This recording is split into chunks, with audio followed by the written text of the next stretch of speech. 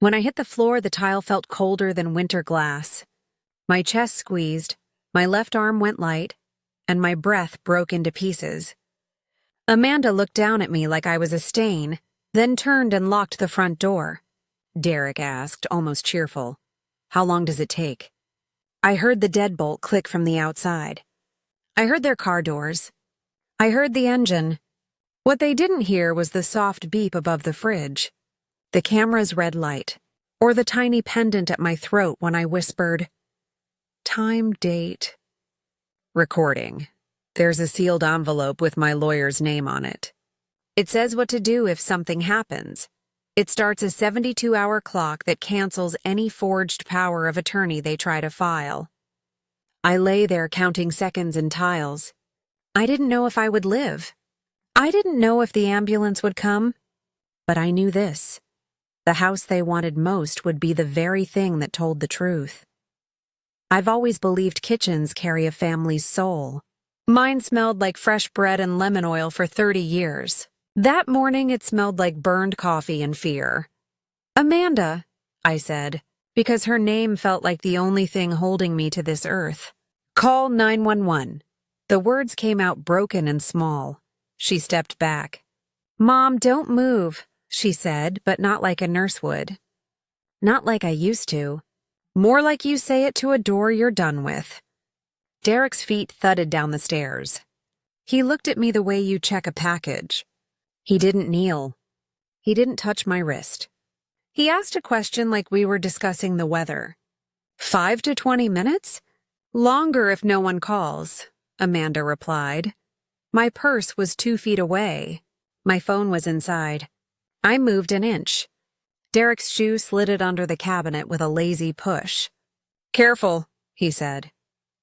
In the ceiling corner above the fridge, the tiny lens watched. A week earlier, my lawyer reminded me, quiet proof is louder than a fight. I'd set the camera there myself, standing on the second stool, hands shaking. I'd tested the pendant mic under my blouse. I'd whispered, "Testing, 1, 2. I'd felt foolish. That morning, the foolish thing kept me calm. "Goodbye, Mom," Amanda said at the door. The deadbolt twisted. I heard their car doors. Then the engine. Then silence. I tried to count my breaths. 8 shallow, 1 longer, 8 shallow, 1 longer. I focused on the grout line between 2 tiles. I said the date in my head. I said my name. I said my lawyer's name. The envelope sat at his office in a fireproof drawer with my signature pressed into blue ink. Inside it, instructions. If I am incapacitated or suspected of being coerced, temporarily assign title to the Elder Protection Trust and file the 72-hour revocation packet with the county and banks. Kill any surprise paperwork before it kills me. My vision blurred like rain on glass. I thought of my husband's hands the night he passed, warm for longer than I expected. I thought of Amanda at 5 with grape jelly on her chin. I thought, maybe I taught her to take when I meant to teach her to try. Knuckles hit the back door like a drum. "Eleanor!" Mrs. Chun, the neighbor who saved me tomato plants every summer. I tried to answer. I made a sound that was more idea than word. She shouted again. Keys clinked. The door banged open. Oh no. The phone to her ear. 73, female, chest pain, conscious, alone. No, her family left. Hurry. I let go of the grout line and held her voice instead. The siren lifted the air. As they carried me out, the camera kept its steady red eye on the kitchen. It would remember what my body couldn't. 6 months earlier, the house sounded different. Tiny voices raced toy cars down the hall. The twins laughed. Amanda hugged me at the door. "Just until Derek finds work," she said. "We'll be out in a month. I made up beds." I moved my sewing machine upstairs. I bought more milk. I told myself this was family, not burden. I liked breakfast noise. I liked homework at my table. For a while, it felt like the kind of busy that warms you. Then little sounds changed shape. The click of my credit card number typed into a phone I didn't own. The thump of packages I never ordered. Derek's controller taps at 2 a.m., always louder when bills were due. Amanda's voice became a list. Needs, not please. The first time I found them at my mail, Amanda didn't flinch. "You mixed up the milk in the cabinet, Mom." She said it like she was correcting a child. Derek nodded at the TV. My stomach went cold. I had not put milk in a cabinet in my life. That night I made tea and wrote down what was said and when. "Forgetful," I copied, circled. Receipts aren't anger. Receipts are proof. The next day, I drove to the branch 2 neighborhoods over. New checking, new savings. New ATM I kept behind flour in a jar. A week later, Amanda opened the assisted living conversation over pancakes. She used words like safe, supervised, memory care. I used words like church driving and volunteer schedule and chess at the park. Our words didn't touch. They slid past each other like rain on wax. Small things disappeared the way trust does. Not all at once.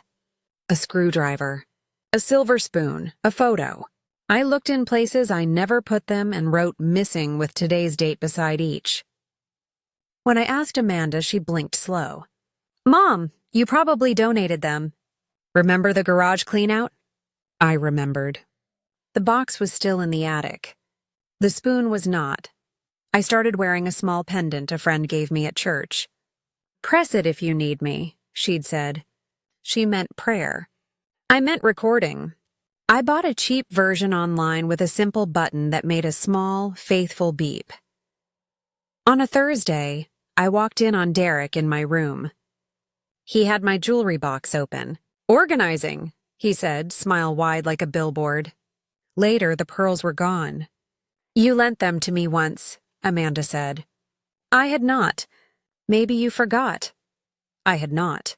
I called Robert, my husband's lawyer and my last reasonable voice. I told him small things first. I told him the big fear last. He didn't gasp or scold.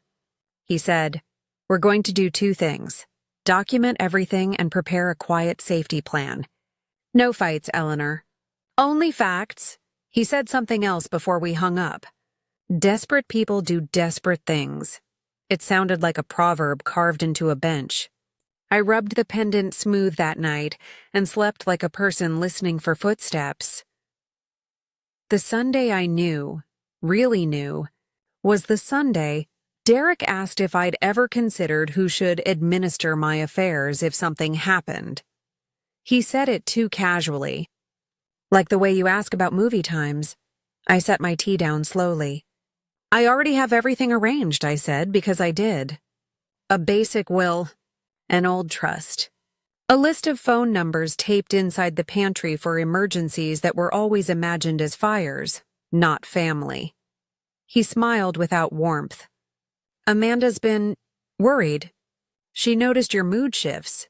He meant, "You protested the missing pearls." He meant, "You corrected the milk story." He meant, "You still say no." I started photographing drawers before I left a room. One quiet picture. Drawer closed. Date in the corner. I emailed the photos to myself with subject lines like, "Kitchen spoons Mon." It was boring and it kept me steady. I installed 2 small cameras. One above the fridge, one in the hallway that faced the front door. I tested them twice a day. Red dot, red dot. My kitchen felt less like a heart and more like a witness stand. At the bank, Mrs. Patel, who has the warmest hands, helped me set alerts for any new POA filings that named my accounts. We didn't put the alert under my main email. We used a new one Robert set up with me in his office. He printed instructions in large font. "If alert appears, call me, then open the envelope. Clock starts. 72 hours. I could feel the numbers ticking from far away, like a storm. I wrote a letter to myself and sealed it. "You are not paranoid, Eleanor. You are careful." I tucked it with the journal in my desk. When the house felt strange, I read it and breathed until my heartbeat decided to be kind again. The morning that changed everything started with Amanda humming. She doesn't hum. She poured coffee before I reached the kitchen. "Your favorite," she said. I didn't lift it. A taste had been living in my mouth for days, metal like biting your lip. I sliced an apple instead. The knife shook. The first bolt of pain hit like lightning, fast and mean. I said her name. I said it because love is a reflex. She watched me fold and set the cup down. "Derek," she called. And the way she said it was not fear. It was readiness. He came, looked, and asked the timing question. My purse, my phone. His shoe. The hallway camera watched the front door open and close and lock. The kitchen camera watched my face learn a new kind of quiet. They left. That is a sentence that will always feel wrong in my mouth. They left. I closed my eyes and pressed the pendant. Eleanor Walsh, Tuesday, 9:12 a.m. recording. A minute later, someone else pressed a key into a back door I'd never been more grateful for. Robert's office smells like paper and honesty. He doesn't rush me. He doesn't tell me I'm overreacting. He takes notes while I talk about small thefts, odd phrases, and the way my own name sounds strange in my daughter's mouth. "We'll build 2 nets," he says. "One for your money, one for your house," quietly. He explains it in simple steps, like teaching a recipe. First, we refresh my durable power of attorney so the original trusted version is on record with my bank and county. Then, we draft a revocation packet set to go out the moment I say a code phrase. Finally, we create a temporary title assignment. Not a sale, not a gift. Moving the house into an elder protection trust if I'm incapacitated or under duress. It only lasts until I'm safe again. No one can sell, refinance, or claim it in that window. Not even family. And the envelope? I ask. He slides a thick cream envelope across the desk. Inside are notarized copies, courier instructions, and a letter to the county recorder. He points to a blue tab. When this opens, the 72-hour clock starts. We pre-alert your banker, an auditor at the recorder's office, and a judge's clerk I know from the elder docket. If anyone files a forged POA after that, it dies on arrival. I feel foolish and relieved at the same time. Isn't this dramatic? It's boring, he says and smiles. Boring and thorough. That's how we win. We rehearse the code phrase I'll use if I can't speak openly. We pick a place to store a copy outside the house. I choose Mrs. Chun. Robert nods. Perfect. Give her a simple note. If Robert calls, hand him the envelope. Before I leave, Robert squeezes my hand. You're not paranoid, Eleanor. You're prepared. Desperate people do desperate things. We'll stay calm and stay early. On the way home, the world looks flat and bright, like winter sun. I pass the park where I play chess on Thursdays. I think about how a pawn becomes a queen when it survives the board. It doesn't change its wood. It changes its power. At home, Amanda is on my computer. She looks at me the way a tenant looks at a landlord. We were pricing senior apartments, she says, and clicks away from the screen. Don't you want to be near friends your own age? I'm near them now, I say. I set a casserole on the counter and picture the envelope sitting in Robert's fireproof drawer with my name in blue ink. I don't argue. I don't raise my voice. I fold my safety into silence and let them believe what they want to believe. That night, I label a file in my desk: house, insurance, photos. Inside, I place my receipts journal, a list of serial numbers, and 2 crisp photographs of my grandmother's pearls. I email the photos to myself. Subject: Pearls, Tuesday. I press send and sleep with the pendant under my palm. Like a lighthouse in a fog I can't describe yet. The first camera goes above the fridge, tucked into a shadow I never dust well. The second watches the front door from the hall. I test them morning and night. Red dot steady, timestamp clear. The pendant mic gets a fresh battery every Sunday after church. Routine makes fear smaller. I tell no one. Not Pastor Carol. Not my sister Helen. Not even Mrs. Chun. Only that she holds a sealed envelope for me and that Robert may someday come for it. If he asks, please give it, I say. She doesn't pry. She pats my hand and tucks the envelope into a tin with her sewing needles. The house starts speaking in numbers. I photograph mail the moment it arrives. Date, sender, and a close-up of the slit. I record Derek's organizing in my bedroom with a photo taken before and after. I keep a log of phrases that repeat. Forgetful, paranoid, mood swings. It feels childish to write them down, but the repetition is a pattern, and patterns are a judge's favorite song. One night, the hallway camera catches Amanda lifting my keys from the bowl. She palms them like a magician, then disappears into the garage. The next morning, the tools I inherited from my husband are lighter by a wrench and memory. Maybe you loaned them, she says. I write wrench, missing with the date, and put a small star next to the entry. A star means I could swear in church. Bank alerts are set to a new email Robert controls with me. We send a test. It pings his phone in under a minute. Good, he replies. If anything hits, I file first. I practice saying my code phrase out loud while I fold towels. I can't find my recipe card. It's silly and small. If I say it to Robert, he knows to open the envelope and start the clock. At chess, Henry asks if I'm feeling well. I tell him I'm reducing salt. It is not a lie. It is not the truth. It is safer than both. He plays the Italian game. I counter with careful pieces and learn to love waiting. The pendant mic makes a soft, faithful beep when I press it under my blouse. I test it once in each room, then again, then again.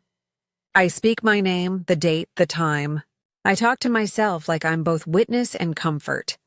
I repeat words that make me steady. Journal, camera, envelope, clock. On a Thursday, Derek says a line I write down twice. Probate is faster than people think. He says it like he's discussing a sports score. The camera does not nod. It does not argue. It simply remembers. Amanda is already in the kitchen when I wake up that morning. She is not a morning person. Today she hums. I made your favorite, she says and slides a mug toward me. The steam smells like my brand, but the surface gleam looks too smooth, like lake water before lightning. For days I've had a metal taste on my tongue I can't explain. I put the mug down. I'll have apple first, I say, and slice too slowly to be natural. The knife trembles against the board. The first pain is a clean blade under my ribs. The second is a crush that turns the room into a tunnel. I say Amanda, because saying help has stopped working in this house. She steps back. She looks at me with a calm face people practice in mirrors. Derek, she calls. It's happening, he thunders down the stairs. He looks at his watch. How long did they say? 5 to 20, she answers. She pushes my purse away with her shoe. Longer if no one calls. I try to crawl. He moves the phone under the cabinet with a lazy kick like he's passing a toy to a child. Careful, he says again, as if he's protecting the floor. I can't. I start, and then I stop. Words are complicated when your body is on fire. He glances at the hallway. Keys? In the bowl, she says, and then catches herself. No, use the spare. The cameras watch without blinking.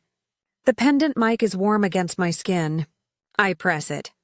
Eleanor, Tuesday, 9:12. The numbers sound thin. They lock the front door from the outside. I hear the deadbolt turn and the pause that always comes when people smile at each other. Amanda leans close to the keyhole. Goodbye, Mom, she says, like she's signing a receipt. The car starts. Their voices drift through the wood like fog. Call first, Derek says. Get it on record. Already did, she answers. Posted, too. Posted. The word hangs above me like a clock. Who did she tell? How fast does a lie travel when a phone helps it run? Time changes shape. It becomes tiles and grout and the steady red dot above the fridge. The house is very quiet except for a small clicking sound, my tongue seeking moisture where there is none. I think of the envelope. I think of Robert's hand pressing blue ink into paper. I think of my husband's laugh and the way he always whistled on Fridays. When I can't think, I count. 5 seconds breathing shallow. 5 seconds not breathing at all.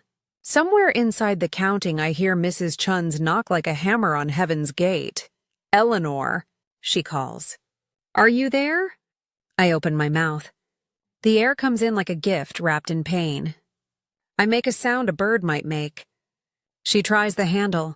It doesn't give. I'm coming around, she shouts, and keys jingle like a small bell. The back door opens. Her shoes scrape the mat. Oh my God.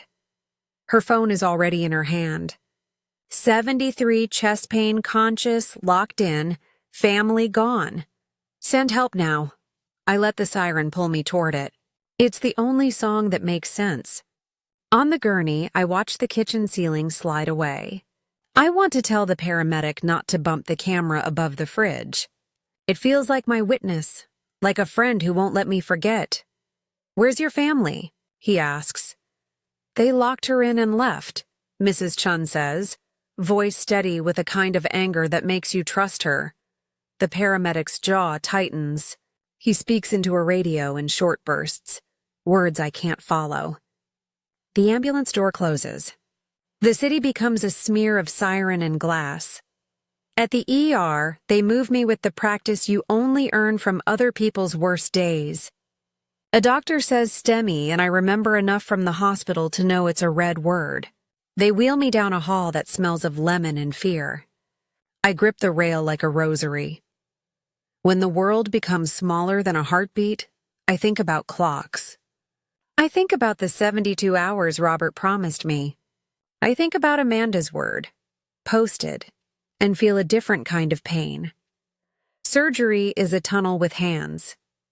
Then recovery is a room that tries to be gentle. Mrs. Chun appears beside the bed with a face I have loved for 20 years. She holds my hand like it's a rope on a cliff. I called Robert, she says. I told him your code phrase, I blink.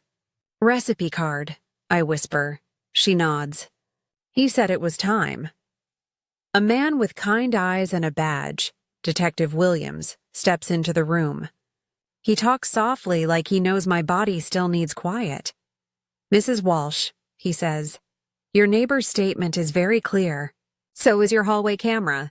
It's there? I ask. It's there, he says. We're pulling your home footage now with your consent. We'll need any cloud backups too. He pauses. There's also a social media post. What does it say? I ask, though some part of me already knows. That you passed it home, peacefully. His mouth thins. It's been deleted. It wasn't true, I whisper. I am here. I am here. We know. He glances at Mrs. Chun. We'll need your recording too. She pats her purse. Already saved. Of course she has. When they leave, a nurse lifts a cup to my lips. Small sips, she says. The water tastes like the last day of summer. It doesn't taste like metal. I look at the clock, the real one on the wall. Robert is somewhere opening an envelope and following instructions written in plain, stubborn words. The house cannot be stolen while I am busy not dying. Thank you, I say to the nurse, to the cup, to the clock, to Mrs. Chun, to the camera above the fridge. Thank you to anything that held on. Robert arrives in a gray suit that looks like it has never hurried once in its life. He puts the cream envelope on my blanket and taps the blue tab. I've already opened yours, he says softly, but I thought you'd want to see it. He flips it with careful fingers. Inside are notarized pages, overnight labels, a list of names. Some have check marks, county recorder, filed, he says. Bank, acknowledged. Judge's clerk, time-stamped. Your house title is in the Elder Protection Trust, until I get a doctor's note that you're out of danger and signing with a clear mind. Any surprise filings will bounce? Surprise filings? I repeat. He nods toward his phone. An attempt hit the county system 90 minutes after the ambulance left your driveway. A new power of attorney, naming your daughter. He speaks like a teacher reciting an answer we both knew was coming. The clerk flagged it because my packet was already on the record. Then she called me. Then I called the detective. The room tilts in a way that has nothing to do with my heart. They were ready, I say. They were early, he corrects, eyes gentle. We were earlier, I breathe. In, out. I look at Mrs. Chun. She looks like a woman who would fight a bear with a broom. What about the bank? I ask. Your alerts worked. A banker named Patel froze any new access requests pending in-person verification by you. He smiles a small, proud smile. She also printed out a file of your clean months, the ones before those new charges started showing up. I remember the packages, the late-night clicks. I remember my credit card on someone else's phone screen. Good, I say, and mean it with all I have. Detective Williams steps in again. He holds a folder he doesn't open yet. We have your hallway camera, your kitchen camera, and Mrs. Chun's recording. We also have screenshots of a post made at 9:27 a.m. on a family account with your daughter's name on it. He lowers his voice. It reads like an obituary. The word sits heavy on the blanket. I touch my chest with 2 fingers, feeling life like a small drum. How long do I have? I ask Robert. For the trust? It protects you now, he says. For the revocation? The clock runs for 72 hours from the first filing. We filed first. Their attempt is already void. Even if someone refiles, the clerk will see the timestamp and reject it. What happens next? I whisper. Robert's answer is simple. Recovery, then receipts. He leaves to sign more things. Mrs. Chun checks my pillows and fusses. The detective sits, opens his folder, and tells me something that lifts a weight I didn't know I was holding. Mrs. Walsh, he says, you are not alone. We see this, too often in too many forms, but we see it. And when we have evidence like yours, we act. I think of the pendant's faithful beep, the red dots, the envelope, the quiet notes in my journal. I think of the way a pawn becomes a queen, slowly, square by square, until the board must admit it. I go home 2 days later with a paper heart that beats like a stubborn drum and a folder of aftercare instructions thicker than a hymn book. The house smells like lemon oil again. The police tape at the front door flutters like a warning flag. Inside, the kitchen is a museum. Nothing touched. Everything remembered. The search warrant turns up what my list predicted. Pearls in Amanda's box. Silverware wrapped in towels in a suitcase. My husband's tools tucked under a pile of the twins' shirts. A document folder labeled Arrangements with a draft obituary, a prepaid funeral quote, and a worksheet on expedited probate.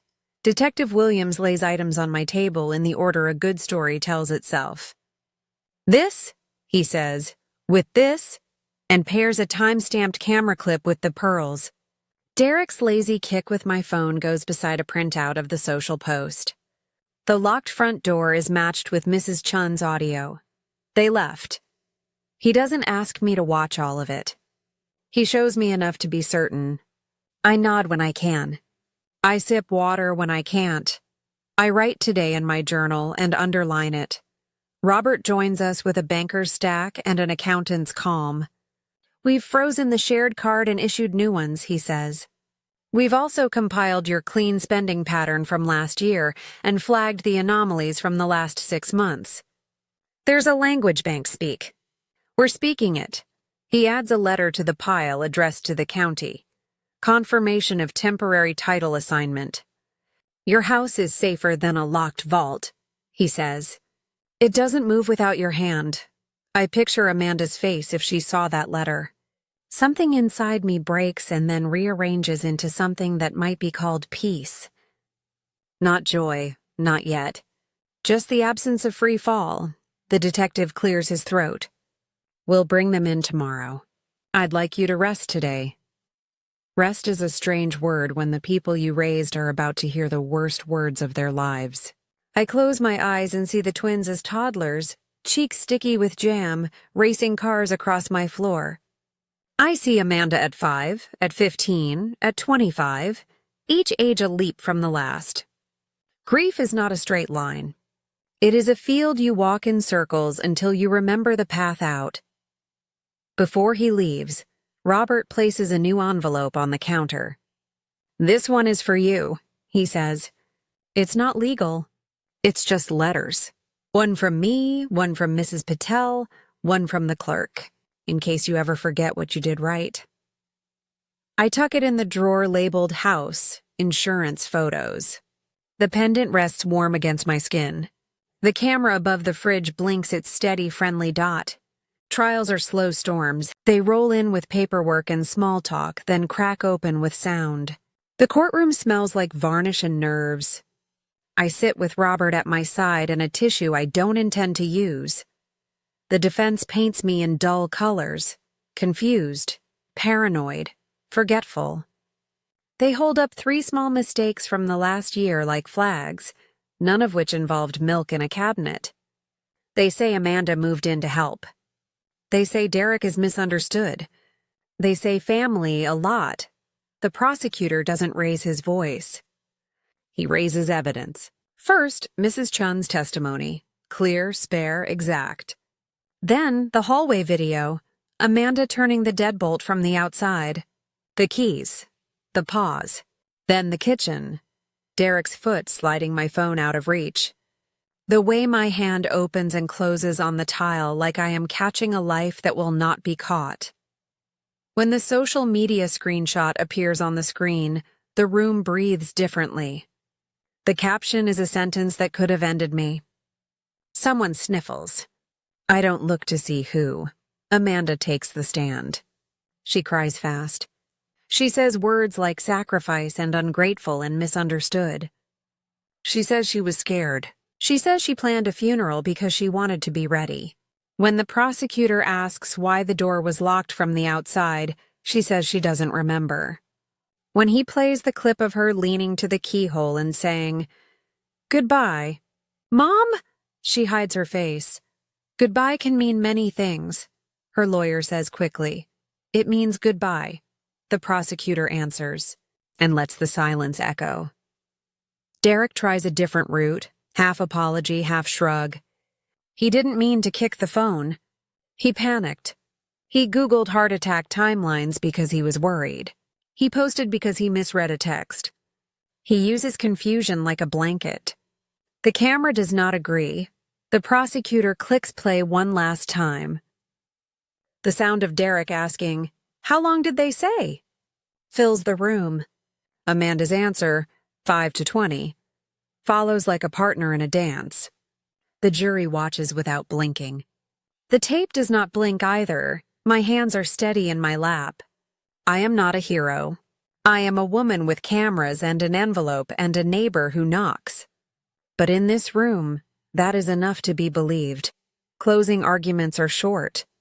The prosecutor uses words that fit in one breath. Plan, proof, intent. The defense uses words that need stares. Misunderstanding, miscommunication, misinterpretation. The jury leaves. The world becomes the sound of air. They return in less than 3 hours. Guilty on attempted murder. Guilty on elder abuse. Guilty on theft and fraud. Amanda's shoulders stiffen. Derek looks at the floor as if the wood might forgive him. Sentencing comes later. 15 years for her, 12 for him. Numbers at last that belong to someone else. Outside, the sky is simple. Robert asks if I want coffee. I say no and laugh, and the laugh surprises me. It sounds like a door opened from the inside. People imagine victory feels like fireworks. It feels more like quiet chores. I make lists. I forward mail. I change passwords. I choose a realtor who doesn't try to tell me stories about legacy. I don't need a lecture on memory. I am selling a building, not the people who ate birthday cake inside it.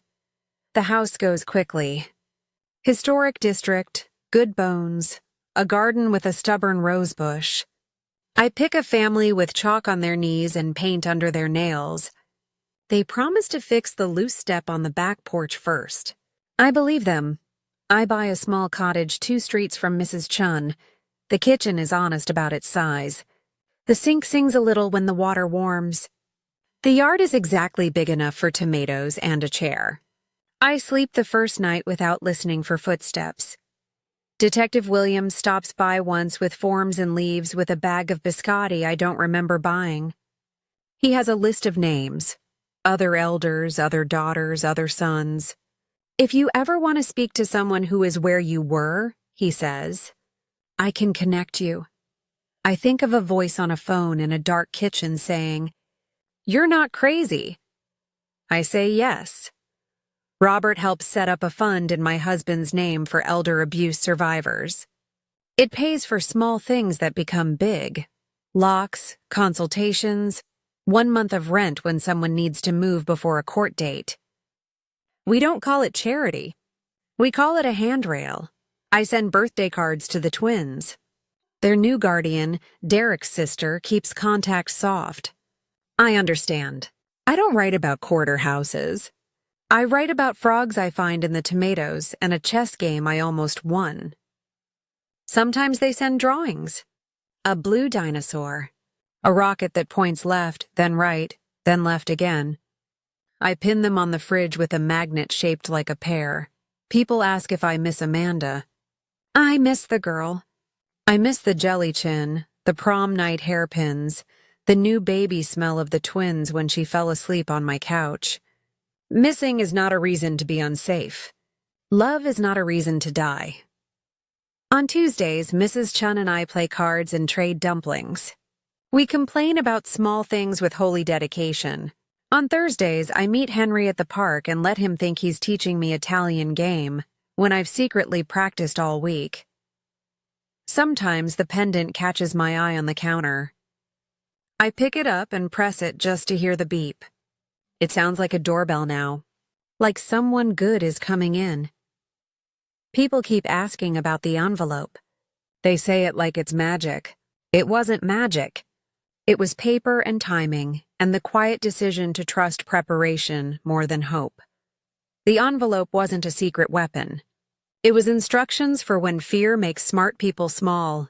It said, if something happens, file this first, call this person, timestamp this record, and keep the house still while your heart learns to beat again. It didn't punish anyone. It didn't accuse. It protected me from decisions made in a rush by people who thought they knew better than my own will. The cameras weren't spies. They were witnesses that remembered when my body couldn't. The pendant wasn't a trap. It was a note to my future self. You were here. You knew your name. You said the date. That matters. The journal wasn't a diary. It was a ledger of small truths. Missing spoon. Changed lock? Odd phrase. A judge once told me from the stand, facts are kindness to the future. He was right. Facts were kind to me. If you are where I was, here is my recipe card. Document quietly. Photos, dates, short notes. Tell one professional who knows the system. Make a plan before you need it. Place a copy with a neighbor you trust. Keep it simple. If he calls, hand it over. Set alerts at your bank and county. Being early is better than being loud. Believe patterns. One mixed-up word is human. A script is a script. Do not argue the fog. Speak to paper, not to walls. The house taught me something too.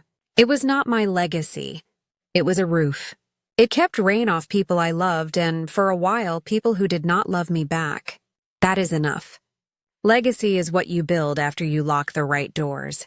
I keep a photo on my new fridge. Not the house. Not the trial. A picture of tomatoes in a crooked row and a note the twins sent with 3 stars and a dinosaur that smiles too hard. When I feel the old fear rise like smoke, I put my hand on the pendant, listen for the beep, and say the date out loud. Today, I say, I am here. If this story felt true to you, I'd like to know where you're watching from and what time it is there. I like to picture little dots on a big map, lights we turn on for each other when the kitchen gets dark. New true stories every week. If you have one, share it. If you need one, stay. If you're making an envelope tonight, I'm proud of you. It isn't revenge, it's resilience. And when you're ready, press record. The tape won't blink. It will help you remember who you are.